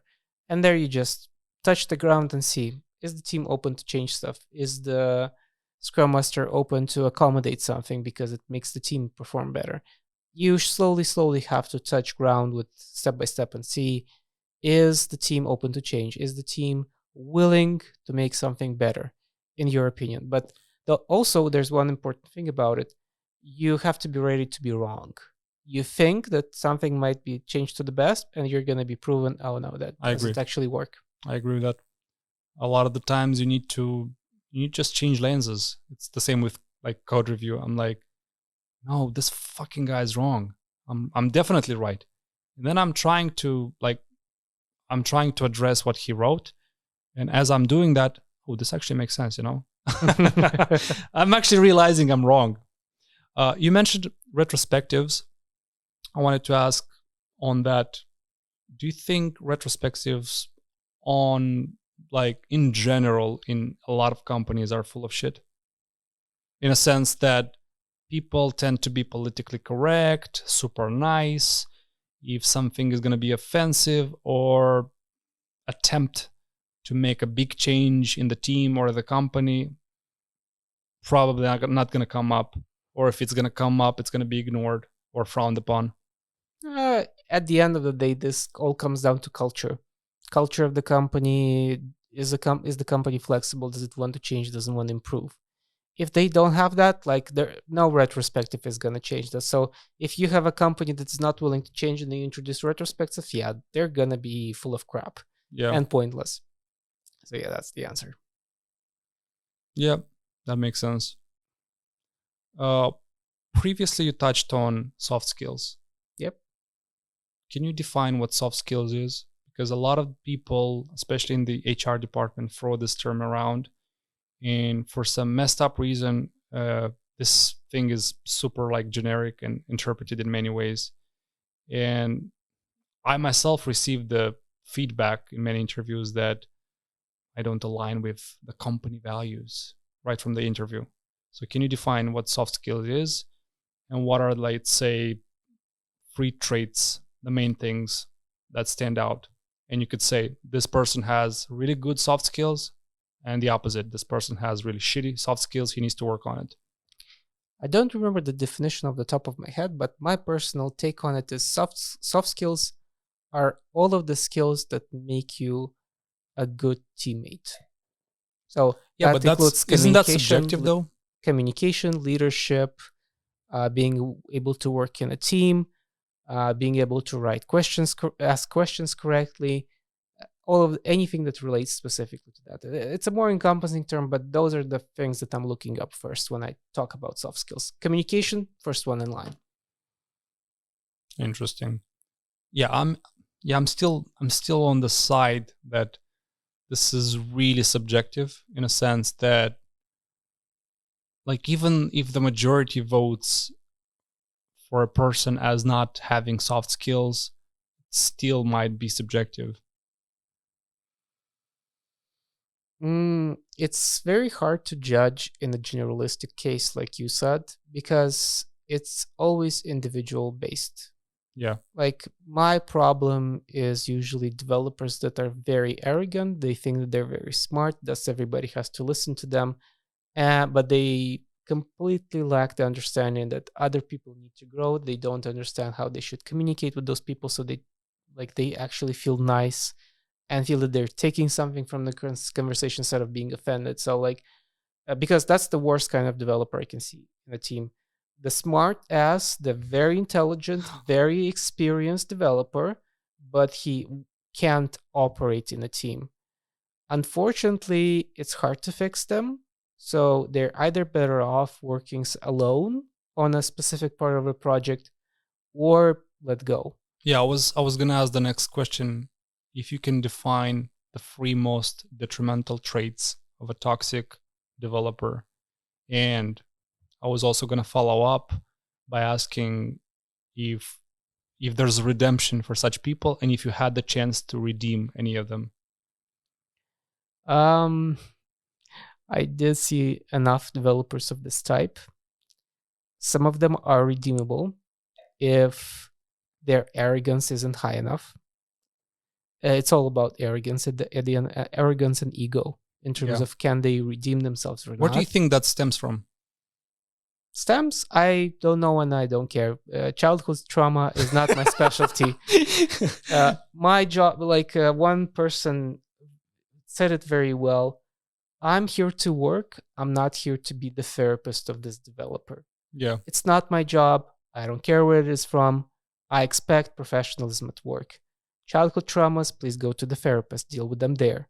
I don't have time for stuff like this at work, and I'm not paid to do that. So if we're talking about three qualities of a developer, like arrogance, definitely top of the list.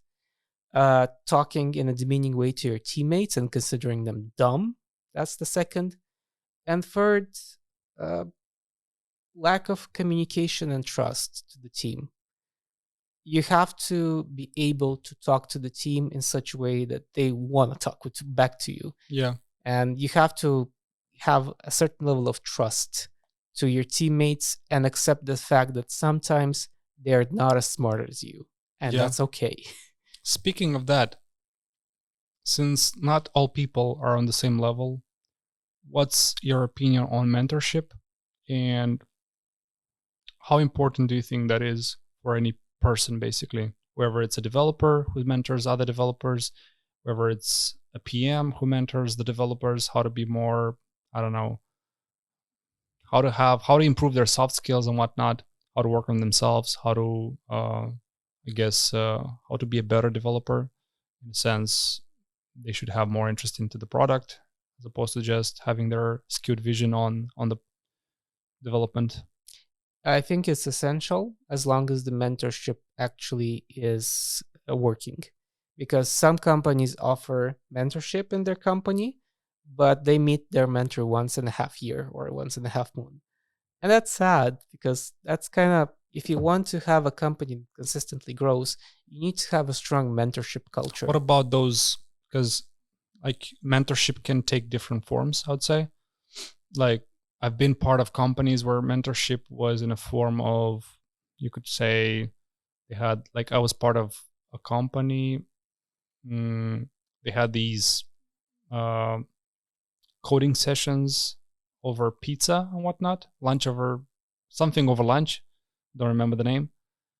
Where basically a developer in their free time would make some presentation, whether it was a use case on their project they're working on, and they would just share it. And people would just learn from it. Case study presentations, fantastic. Yeah, case study or peer-to-peer sessions where people debug together, or just conversation over coffee, and just and I would argue even code reviews. Like I know a lot of code reviews can be toxic in a way, where people, instead of reviewing stuff, they start to nitpick and it goes sideways. But I would say it can be a form of mentorship where you get to learn the other person's views, where you get to learn their style and pay more attention to details and whatnot. So I would say there's multiple forms of mentorship. And yeah, I was wondering what's your opinion on this, and to what extent that plays an important role, where you could say, fuck that, we're going to focus on delivering. And if that means people should spend less time peer-to-peer coding and more time on developing and doing their job, then that's good for us. We're just going to move ahead by 15% speed. Whereas instead of that, people could, let's say, do more mentorship, and as a result, the productivity in the team, like everyone grows in the team. I would pick mentorship each time because then, first of all, I have a more united team, and second of all, I have better outcomes over time. I just don't have one developer that delivers good. Will have in time all of the developers delivering good. Any knowledge sharing sessions are always good, always welcome, and there's an often overlooked form of mentorship. You can't call it mentorship per se, but it's a way to improve the team considerably. Is a very strong feedback culture. Yeah, one-on-ones. No, I'm not talking about one-on-ones. One-on-ones is a mandatory session that has to be in any team. I'm talking about having a strong feedback culture within the team. Yeah. Knowing how to constructively provide some feedback. Hey, you did this wonderfully today. I would see 1 point or 2 points of improvement, how you could do it better next time. So next time you have an even better result. But don't you think it can get into politics? Like, let's say, because let's be honest, there's politics, especially with the developers. There's always a competition, let's say, in some kind of way. And sometimes, because I've seen, I believe there was a company, I'm not going to name, but there was a company, they were doing like peer-to-peer reviews once, it was quarterly, I believe, every 3 months or so. They had like a thing where everyone in the team would give, or you would ask for feedback for other people in the team, and the feedback would come anonymous, and as a result, this feedback would contribute to your like salary review, annual promotion type of thing. And it can get political if it goes sideways. It can. Again, it's all in the management, how they introduce feedback culture. Yeah. Ultimately, I feel it's very strong and important that the team, at least on a team level, has consistent feedback from one to the other, from manager to subordinates. Feedback is essential, in my opinion, in any team that wants to grow and evolve and just become better. Does it get political? Yes, it might, just because it's not properly managed. As long as the team is mature enough, and again, come back to emotional intelligence, smart enough to understand, like, this person is doing not because they want to piss me off, but because they want to help me grow, then you will have a team that actually grows. You mentioned arrogant developers. Can that be the case for managers? Of course. And how do you avoid being an arrogant manager? Coming back, treat your developers like wonderful humans. That's kind of like a manager is, if anything, a manager is a servant to his team, in my opinion, because a good manager. You sound like a politician. Why? Because according to the constitution of most states, the president, the member of the parliament, and so on and so forth, technically they're the servants of the nation. But the way they act, it's the way around. Okay, I'm politicians. I'm not. It was a joke, obviously. No. Yeah. I get the joke, but let me explain. The statement that they say a manager is a servant for his team comes from a very selfish perspective. I want the team to produce magic for me. Because as a result, you will shine. No, I won't shine. I make the developers shine so they feel good about themselves, about their job, and they give good results. Yeah, but also you will get credit for the performance. How do you say it? Yeah, you perform together with the team. The manager will get his credit no matter what, or his smack on the head no matter what. But like the very simple exchange of energy is the following: as long as I treat my team nicely, the team will produce good results. So for me, there's no incentive to be arrogant or mean to my team, because the team will perform bad. I more meant like, let's say there are managers who are not educated on certain topics, although they have opinions on those topics. Sometimes they tend to be arrogant. Like, they know better when they don't know shit. Well, that's what I meant. Well, they need to take a good glass of humble and just step away from something they don't understand. I I can question the development team, I can work just so I become more educated. Yeah, that makes sense. But I like, if I don't understand something and I think I smell bullshit, I just invite a solution architect to the meeting so he can ask the questions that I'm doubting. But I, in my right mind, I can't afford or even fathom the idea that I would try to question somebody on technical stuff that I have no idea about. That's Exactly. Yeah. stupid. You say it's stupid and it's normal, but yeah, I've seen way too many things. Speaking of like performance, you mentioned team shining and performing and whatnot. If you notice there's a person in the team who's not performing as fast as you would want him to, what's your feedback to them? How do you, instead of pushing them even more down and let's say making them question whether they should be part of the company anymore or whatnot, how do you actually say, look, this is my feedback, you're actually moving slow, but in a nice way? When I say a nice way, I mean a magical way I can't put, because sometimes I can be an asshole, and every single time I've received those feedbacks, they were really, I mean, they were painful in a way. And yeah, how do you put that out, but in a constructive way, so that the person actually gets motivated to do his job faster? Let's say, well, it doesn't matter what was the motivation behind it. Maybe the motivation is a deadline that's coming in, or something that should have been done a long time ago. Well, it's a complicated question. I'll try to answer it to best my ability. First of all, usually managing developers to that extent is the job of the Scrum Master. Yeah. But a product manager is still a lead position, a position of leadership, and they can get into a conversation of productivity with a developer or a QA or whoever, because that's still part of their like responsibility. Especially if the Scrum Master is on vacation, you have a developer's not performing, you have to step in and you have to ask. You go back to empathy again. First of all, you want to understand, maybe that person has problems at home. Maybe, I don't know, they're suffering from an illness. They're suffering. You first want to exclude the human factor. Yeah. Like, you want to understand, is there something happening outside of work that's influencing their productivity? And then you have to treat the person with basic human decency and empathy and understand, and ask him, hey, if you're not performing because you have, I don't know, troubles, whatever, maybe you work 1 hour less. Maybe like you find a compromise to accommodate that person, because nobody can be performant 100% of the time, all of the time. That's impossible. You sound too nice. Uh, Are you a dickhead at times?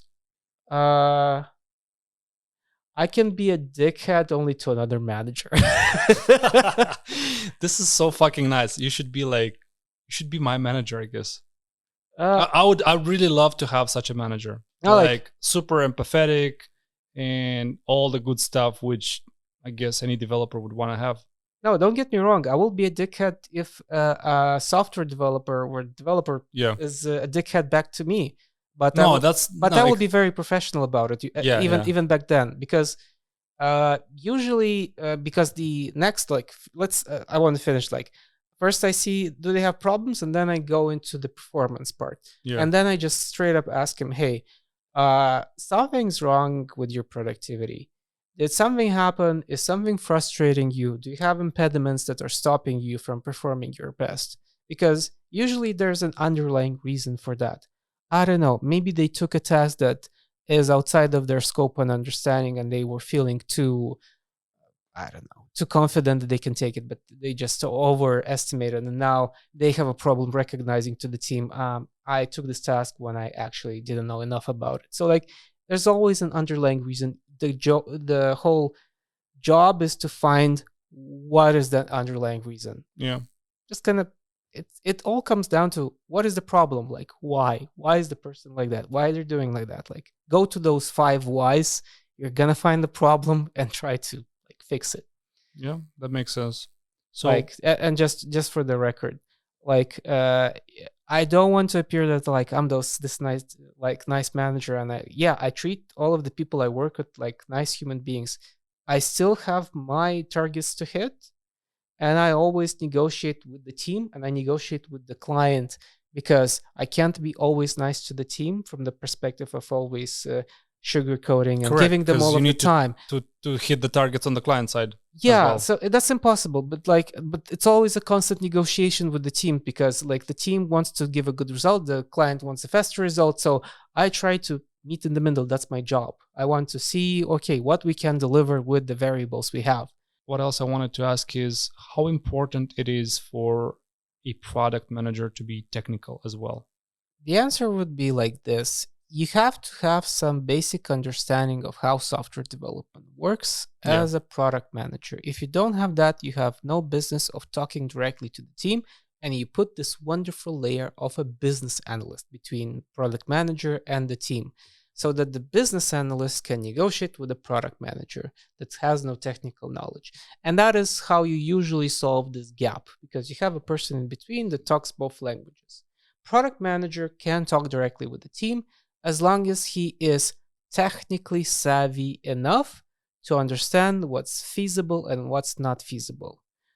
Mind you, I'm not saying he has to be an expert enough to understand if the team is bullshitting him or not. Yeah, that's what I wanted to ask next is, especially, maybe not as much for product managers, but for project managers, people that same answer, keep the counter on the time, and because developers can are they able to smell bullshit better if they are more technical? Same answer. You have the business analyst, and you add another wonderful person as the solution architect. Again, he's the technical person that is responsible to keeping the teams accountable from a development perspective. Because product managers, their focus is business. So that's what they should be doing. They should be describing. The fact that, as you said, they might have contradicting ACs, well, that's a basic thing about UML diagrams. You have to be able to, as a product manager, to create a flow diagram of your product. And when you describe user stories, you conform to that UML diagram. That's it. Right. There's multiple other questions I want to ask you, but I'll quickly dive to a few more of them, and then we can dive into more personal questions, and I guess we can wrap it up. So one question, since I guess everyone's talking about AI and we haven't asked a single question about AI. What's your perspective on the future of AI? I guess to add more to the question is, to what extent you're using AI and how much of your job is being done by AI?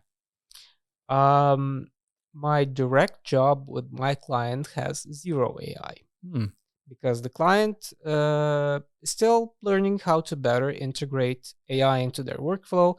And since I'm a contractor at my client, I have no right to use it as of now. The employees of the companies... At all, or specific LLMs? No, at all. Oh, interesting. The employees of the client the internal employees of the client can use it. They're allowed to do that. But when it comes to vendors, you have to be careful. And it's a very safe bet to understand what you can and cannot use AI for. In my day-to-day life, AI is replaced my Google completely. I don't use Google. I just have ChatGPT on dial. And it's very convenient. I love it. And for a lot of tasks, ChatGPT is wonderful. I'm also trying to work with Gemini right now and to see what are other AI tools I can use. I really love it when you Google search. Just search, but it has to be short. If you search like a short combination of words, it's really accurate, actually. I really love it. Yeah. There's also a very nice AI I tried recently. Very cool. It's called Manus. Great at complex tasks of analysis, of market research. Gives you a nice presentation at the end if you ask it nicely. In my day-to-day life, I use it actually very actively because it saves so much time. In our company, we actually have a big strategy on using AI. So I'm actually taking a lot of courses on AI. Yeah. So honestly, it's cool. It's sad, of course, that my client is not allowed to use it, but I'm pretty sure my next client is going to be actively using it. Yeah, that's an interesting take. We can definitely discuss more on it, but I guess let's dive into more personal questions. The first one would be, How do you deal with procrastination? Because everyone's, I guess, once in a while going through it. Procrastination usually happens when I burn out. So that's like Yeah. it's a common question. Well, actually, I toned down a lot of my consultancy stuff, so that's why I'm taking more restraint and doing extra work outside of work hours. I started a nice thing that helps me right now not burn out is once a month I do a guys' night. So we just gather, no technology, we play poker, we drink wine, we talk a lot, and like it's so enjoyable to have like the social part because COVID really brought us into the house, and right now I just feel I You have need to to do get the out. complete opposite. Yeah. Makes sense. Makes sense. Yeah, I use as little technology as I can. I delete any apps that are intrusive, Instagram, Facebook from the phone. I can still use them on the PC, but they're not as intrusive there. So I try to just delete as much as I can from technology from my phone because the moment a phone becomes a distraction, I immediately, okay, this app is not needed, uninstall. Yeah, there's really cool on iPhones this time thing. Forget what's it called. Something with time, like I like this. I get what you're saying, but yeah, uptime or some shit like that, where it shows you like how much time you're spending per each app, and you can even set limits. If it goes above this limit, it's gonna block your app, and it's really convenient actually. For me, honestly, uninstalling an app is a way healthier solution. Until you install it back again. Yeah, like, and then so like I do reinstall them back because I need something from it. It's convenient, and then I see the moment I feel that I'm starting to use it too much, delete, and like I can delete it for 2, 3, 4 weeks, and it's very nice. Yeah. And I also have Asana as a planning app, so I have an endless amount of tasks I have to do constantly. Yeah. So like I see I have some free time and I don't want to spend it scrolling. I'm just going into Asana, picking up a task and doing it. I can play video game very conveniently, very nicely. What video games you play? Right now it's more like world builders and puzzles games. Like there's such a nice, wonderful game called The Wandering Village. Yeah. It's about how humanity went extinct, almost. It's very wonderful. Reminds me of the Frostpunk. Frostpunk, yeah, also a nice game. God damn, that's such a political, complex game. I mean, I tried playing it, but it's too much.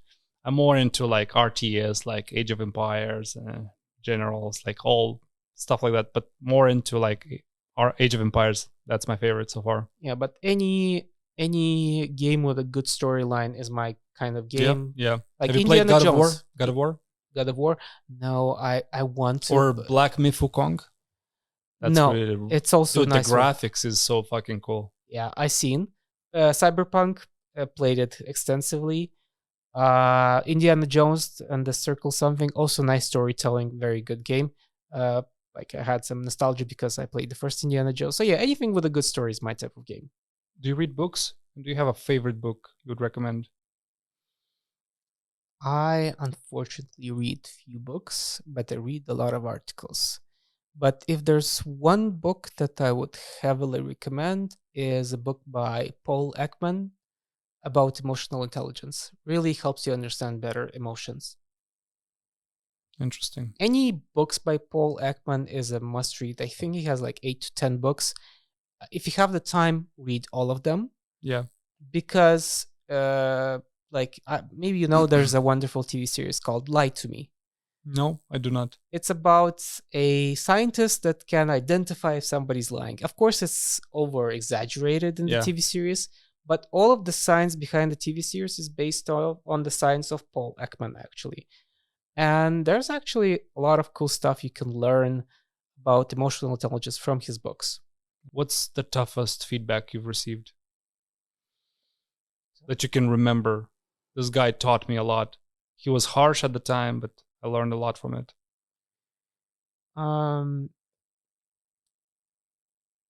It's hard to call it harsh, but for me it was like, are you serious moment feedback. I was working with a guy, Diego, and I had to formulate a message to the stakeholders. And I was doing it one time, second time. I think I did 10 variants of this over the presentation. He's like, Roma, you're not doing it right. For stakeholders, we have to make 2 sentences with one sentence, one option, what they have to choose, and second sentence, one. But I'm like, but we have to give them so much context so they can make... No. You have to give them one sentence and then the clients don't know what they want. All. Steve Jobs. I'm like, are you kidding me? Like, they want to make a decision just based on 2 sentences without any context? Yes, that's exactly what you're gonna do. I was like, I considered that, like, for me, that was a moment, such a humbling moment, like me with my cool explanations and stuff. But when you're dealing with C-level executives, it turns out you actually have it to make it super simple. You're doing simple. Too much. I have to actually make it extra simple. And I was like, that was such a humbling moment for me. Because on the other levels, when you operate, you have to provide extensive amount of context. Imagine if a developer problem bubbles up to the very C level. How much fucking translation you have to go through? We have this issue. It's super technical. I have no fucking idea how to explain it to you, but I really need to put it in a simple word so I understand.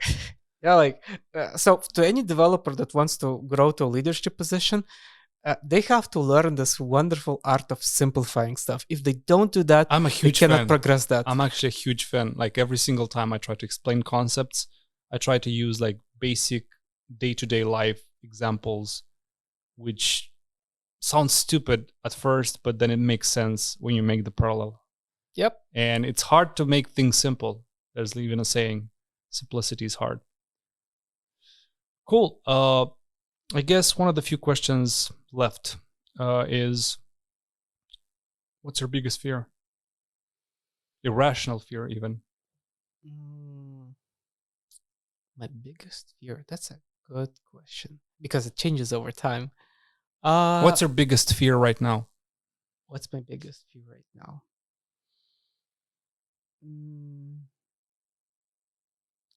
I don't know how to predict the future so that my family is safe and secure for a good life. I see what you mean. So like, does it have to do with the war? Like, no. Well, it has to do with everything. I have to step back a little bit. So, I don't know. 8 years ago, when you're making something, you can plan ahead 3 to 4 years ahead. You can make the world was a lot more predictable. Yeah.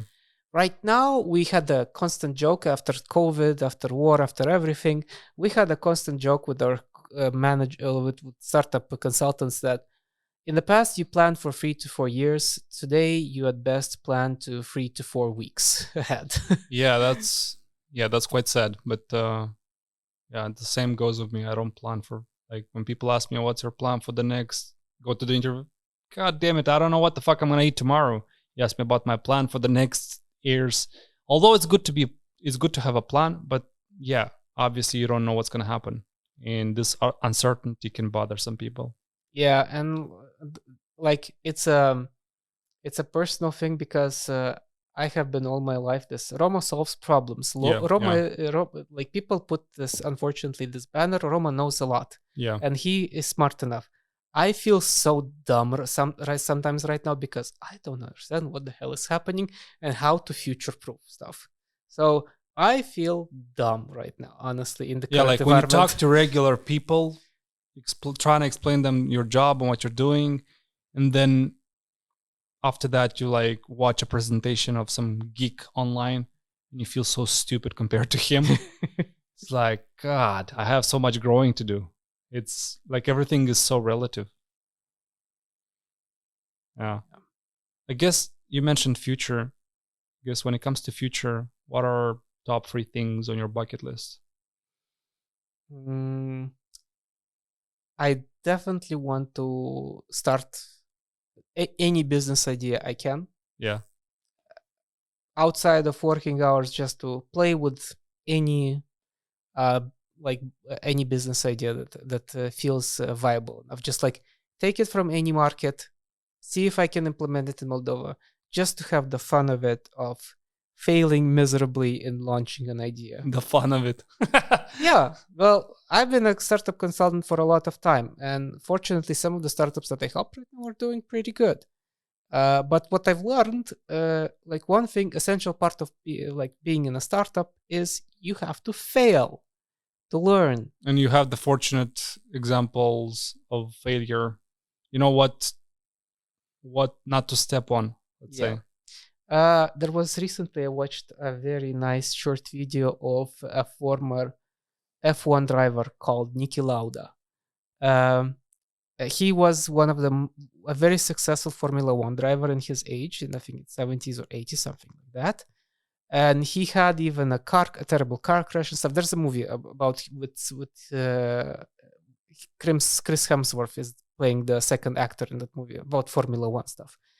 And he received, the real Niki Lauda received on stage a trophy, and he dedicated to the losers because he said, I learn a lot more when I lose. So losing is actually Losing is part essential of the process. Yeah. And unfortunately, in Moldova, people don't perceive losing as a good thing. That's how you're educated. That's the problem. Since like the very early elementary school, you're educated not to fail, not to make a mistake. And that all plays into how we think psychologically down to the last stages of our career when you're grown-ups. Yeah, it's a big thing. But yeah, losses are obviously part of your success, potential future success. You just have to have the patience, I guess. Yeah. So losing, starting a potential business spin-off, I don't need to create an innovative idea. I just need to take an existing idea, try to adapt it to Moldova, hopefully fail. If I don't fail, that's going to be a miracle. But if I fail, I expect that. Second thing would be understanding AI tools. AI won't replace us. I don't believe that shit. But you do have to learn the new tool, and it's very essential to learn the new tool. So a lot of my energy will go into learning AI. I mean, stuff. It's easy to keep up. Like you just wait for the market to settle a little bit, and then you pick up the best tools. Well, I don't remember how it's called. The hype train parabola, with new technology. We're here at the downfall. Like we're gonna start see the AI. Yeah, like decline. I let the hype, like the train hype, go past me, and then eventually it settles. I pick up the best tools and I use them. But now is the time to learn. Now is the time when it's starting to simmer down to learn what are the actual AI tools that are needed on a consistent basis every day. And the third thing in terms of what to do currently in my profession, honestly, I don't know that. The first two is more than enough to handle, honestly. So 2 things on your bucket list. Anything personal like parachute jumping or, I don't know, things you consider crazy enough to try? Nah, honestly. You still want to live? What if the parachute doesn't take off? Surprisingly enough, I still want to live. Plus, my wife really wants me to live. So maybe the third thing would be caring about my health. Because health is like, it's such a cliche thing, but health is so important. And yeah, it is important. Yeah, it is. Cool. Then I guess we can start going to the closing part. And like I said in the beginning, let's go over some A and B questions, some choose or poison type of questions. I would have preferred if you could choose A or B or take a sip, but I do understand the motives, which is you have to go to the dentist tomorrow. Yeah. So we'll skip that part, but no mercy for the next guest. Cool. Let's jump over the A and B questions. So the first one is Kanban or Scrum? Kanban. All right. Interesting. I would have thought otherwise. Second one, loyalty or competency? Loyalty. Loyalty. Interesting. Tech debt or bugs? Tech debt. Typical PM. All right. Devs that leave fast or devs that never grow? I'll leave fast. All right. Interesting. Fast buggy features or slow perfect features?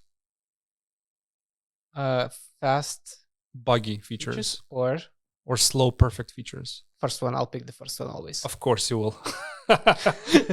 All right. Another one. Undelivered product or over-engineered product? First one. Always first one. All right. Here's another one. Unrealistic requirements or unrealistic deadlines?